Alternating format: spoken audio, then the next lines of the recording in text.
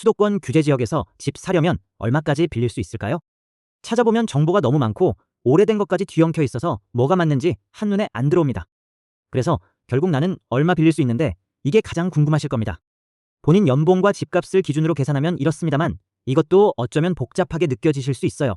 하지만 오늘 영상 끝까지 보시면 제가 대신 계산해드리겠습니다.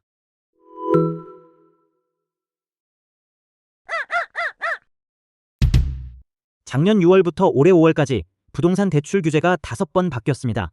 6월에 한 번, 9월에 한 번, 10월에 한 번, 그리고 올해 4월하고 5월에 또 한 번씩. 정책이 또 바뀔 경우 채널 구독해주시면 신속하게 다루도록 하겠습니다. 본격 한도표 전에 용어 5개만 짚고 갈게요. 첫째, LTV는 집값 대비 빌릴 수 있는 비율입니다. 10억짜리 집에 LTV 70%면 7억까지. 둘째, DSR은 본인 소득의 40%까지가 한도예요. LTV하고 DSR 중에 더 작은 값으로 한도가 잘립니다. 셋째, 스트레스 금리는 미래에 금리 오를 거 가정해서 더 얹은 가짜 금리예요. 지금은 플러스 3%포인트, 실제 4.5% 대출이어도 7.5%로 한도 계산합니다. 넷째, 10월 부동산 대책 한도는 작년 10월 15일에 정부가 정한 집값 구간별 한도 천장입니다. 15억 이하 6억, 15에서 25억은 4억, 25억 넘으면 2억까지만 가능합니다. 다섯째, 처분 조건부 1주택은 6개월 안에 가지고 있던 집 팔겠다고 약정하는 거예요. 약속을 어기면 대출은 즉시 회수됩니다. 오늘 영상은 수도권 규제 지역 기준이에요. 구매하고자 하는 부동산이 위 지역에 속하는지 반드시 확인해주세요. 비수도권이나 규제가 안 들어간 지역은 정책이 조금 달라지는데 요청이 많다면 별도로 다루겠습니다.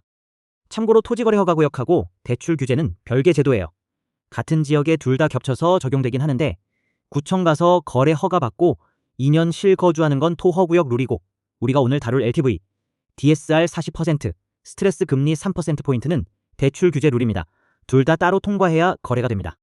주택수에 따라 정책이 갈리는데 핵심만 짚으면 무주택 생애 최초 분들은 한도표 1번, 처분 조건부 1주택자분들은 한도표 2번, 그리고 1주택자가 처분을 안 하거나 다주택자라면 신규 대출은 사실상 나오지 않습니다. 특히 2026년 4월 17일부터는 다주택자가 가지고 있던 수도권 규제 지역 아파트 담보대출도 원칙적으로 만기 연장이 안 돼요. 다주택자는 대출로 집 사는 길이 막혔다고 보시면 됩니다. 한도표 1번부터 살펴봅시다. 무주택이면서 생애 최초로 집 사는 분 기준이고요. 왼쪽이 본인 연봉이고 부부면 합산이에요. 위가 사려는 집값, 교차하는 칸이 빌릴 수 있는 금액입니다. 파란 칸은 본인 소득이 천장이고 빨간 칸은 정부 규제가 천장이에요. 다소 복잡하게 느껴지시거나 본인에게 딱 맞는 교차점이 없으시더라도 일단 설명을 들으시면서 느낌만 잡으세요. 제가 이따가 더 쉬운 계산법을 알려드릴게요. 예를 들어 부부 합산 9천만 원에 7억 아파트 사려고 한다면 9천만의 40%가 DSR 한도 3,600만이고요. 이걸 만기 30년 스트레스 금리 7.5% 기준 환산계수로 나누면 4.29억이 나옵니다. LTV로는 4.9억까지 받을 수 있는데 DSR이 4.29억에서 컷이라 결국 4.29억. 다른 예시 하나. 혼자 사는 분 연봉 1.3억으로 12억 아파트 사려고 하면 한도가 6억이에요. 12억 집인데 한도가 절반이라 나머지 6억은 본인 자본이 필요한 거죠. 이래서 수도권에서 첫 집이 어려운 거고요. 부부 합산 2억에 20억 아파트는 어떨까요? DSR로는 9.5억까지 가능한데 정부 한도 4억에서 막힙니다. 본인 소득 늘어도 정부 천장이 결정한다는 뜻이에요. 그리고 첫 번째 줄 보세요. 연봉 5천만 원이면 7억부터 25억까지 집값이 올라가도 한도가 똑같이 2.38억에서 평탄합니다. 이 구간은 LTV보다 DSR, 즉 소득이 먼저 막는 구조예요. 한도 자체가 안 늘어나니까 빌릴 수 있는 돈은 그대로라는 뜻. 오른쪽 아래 빨간 영역 보세요. 연봉이 아무리 높아도 정부가 정한 한도 천장 6억, 4억, 2억에서 잘립니다. 특히 30억 넘는 집은 연봉 2억이든 5억이든 무조건 2억까지만.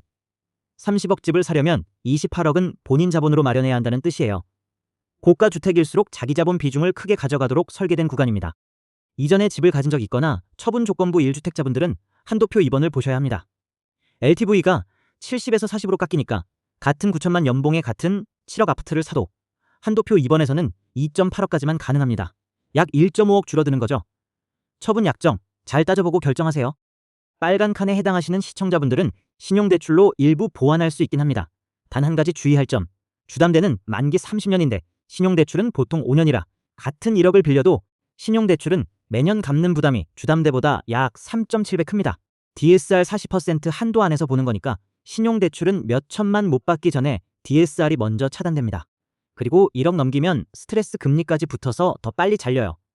그래서 신용대출은 부족분 살짝 메우는 용도지 주담대 안 나오는 거 대체할 수단은 아닙니다. 정확한 한도는 본인 직업하고 신용도, 은행에 따라 천차만별이라 직접 견적 받으셔야 해요. 여기까지 한도 얘기만 했는데 매달 얼마 갚는지도 봐야 합니다. 만기 30년에 금리 4.5% 가정하면 2억 빌리면 매달 101만 원, 4억 빌리면 203만 원, 6억 빌리면 304만 원입니다. 30년 동안 총 상환액은 빌린 돈의 약 1.8배 정도 돼요. 외우기 편하게 정리하면 1억당 매달 대략 50만 원입니다. 본인 금리에 따라 차이가 있는데 금리 3%면 1억당 42만 원, 6%면 60만 원 정도로 움직여요. 그러니까 한도가 4억 나왔다고 4억 다 빌리지 마시고 본인이 매달 얼마까지 감당할 수 있는지 역산해서 결정하세요. 한도는 빌릴 수 있는 돈이지 빌려야 할 돈은 아닙니다. 은행 한도가 부족해서 실망하셨다면 정부 정책대출 대상인지 꼭 확인해보세요. 자격이 되면 금리가 시중은행보다 훨씬 유리합니다. 자가진단 3가지. 첫째, 청년주택드림 청약통장으로 분양에 당첨받으셨고 당첨 시점에 만 39세 이하, 그리고 대상주택이 6억 이하면 청년주택드림 디딤돌 대출을 검토하실 수 있습니다. 미혼은 3억, 신혼은 4억까지 금리 2.4에서 4.15%로 가능합니다. 청약통장은 1년 이상 가입에 1,000만 원 넘게 납입한 실적이 필요해요. 둘째, 자녀가 있는데 2023년 1월 1일 이후 출생이면 신생아 특례는 구입자금 기준 최대 4억까지 가능하고 금리는 소득과 만기에 따라 연 1.8에서 4.5% 사이로 달라집니다. 셋째, 부부 합산 연소득 기준입니다. 6천만 이하면 디딤돌 일반 2억, 7천 이하면서 생애 최초면 디딤돌 생애 최초 2.4억, 8,500만 이하면서 혼인 7년 이내면 디딤돌 신혼 3.2억. 보금자리로는 유형별로 소득 요건이 달라서 여기서는 한도만 보겠습니다. 한도는 일반 3.6억, 생애 최초 4.2억까지입니다. 단 보금자리로는 수도권 규제 지역이면 LTV와 DTI가 낮아질 수 있고 생애 최초나 주택금융공사 기준 실수요자 요건을 충족하면 예외가 될 수 있으니 본인 케이스는 주택금융공사 홈페이지에서 따로 확인하세요. 정책대출 사종은 자격 디테일하고 우대 금리 조합, 신청 절차가 상품마다 깊어서 오늘 영상에서 전부 다루면 너무 길어져요. 그래서 본인이 위 4가지 중에 하나라도 해당되시면 댓글로 어떤 게 자세히 보고 싶은지 남겨주세요. 반응이 좋은 항목들은 별도로 영상 만들겠습니다. 첫 번째 함정. 분양 받으셨고 중도금 대출 9억 승인받았다고 안심하시면 안 됩니다. 중도금하고 이주비 대출은 10월 부동산 대책 한도 적용 대상이 아닌데 잔금 시점에 일반 주담대로 전환되면 한도 6억이 걸릴 수 있어요. 예를 들어 분양가 15억 아파트에 중도금 9억을 받았는데 잔금 대출 전환 시 한도가 6억으로 잡히면 부족분 3억 안팎을 자기 자금으로 메워야 할 수 있는 거죠. 분양 받으신 분은 잔금일 전에 본인 케이스 미리 확인하세요. 두 번째, DSR 40%는 주담대만 보는 게 아닙니다. 신용대출, 자동차 할부, 카드론 같은 다른 부채까지 함께 봅니다. 그리고 작년 10월부터는 1주택자가 수도권 전세 살면서 받은 전세대출 이자도 DSR에 들어가요. 본인 다른 대출 다 정리하고 가셔야 한도표대로 한도 나옵니다. 세 번째, 작년 6월 27일 이전에 매매계약 체결했고 계약금을 발효일 전에 통장으로 이체한 증빙이 있으면 이전 정책을 적용받아서 한도가 더 나올 수 있어요. 단 은행마다 적용 차이가 1억까지 나니까 한 은행만 듣고 포기하지 말고 여러 군데 견적 받아보세요. 네 번째, 생활 안정자금 주담대라는 게 1억까지 별도로 있는데 이건 의료비나 생활비 같은 용도지 주택 구매 자금이 아닙니다. 목적과 다르게 집 사는 데 쓰면 약정 위반으로 대출이 회수될 수 있어요. 다섯 번째, 한도 4억에 본인 자본 6억 마련했다고 끝이 아닙니다. 10억 집 기준으로 취득세가 3,300만 원에서 3,500만 원 정도 나옵니다. 생애 최초 감면 대상이어도 감면 한도가 제한적이라 전체 부대 비용이 사라지진 않아요. 거기에 등기 수수료, 중개 보수까지 더하면 잔금 시점의 부대 비용으로만 4천만 원 가까이 더 들어갑니다. 잔금표 짤 때 집값에서 대출 뺀 금액만 보지 마시고 세금하고 부대 비용까지 따로 여유 잡아두세요. 잔금일 직전에 자금 부족으로 계약 깨지는 사례도 종종 있습니다. 여기까지 수도권 주담대 관련하여 알아보았는데요. 사실 저희 구독자분들을 위해 제가 금액만 입력하면 한도 계산이 가능하게끔 계산기를 만들어 두었습니다. 영상 더보기란에 링크를 참고해주세요. 구독해주시면 앞으로도 이런 복잡한 계산은 손쉽게 해보실 수 있게끔 제공해드리겠습니다. 오늘 계산은 여기까지.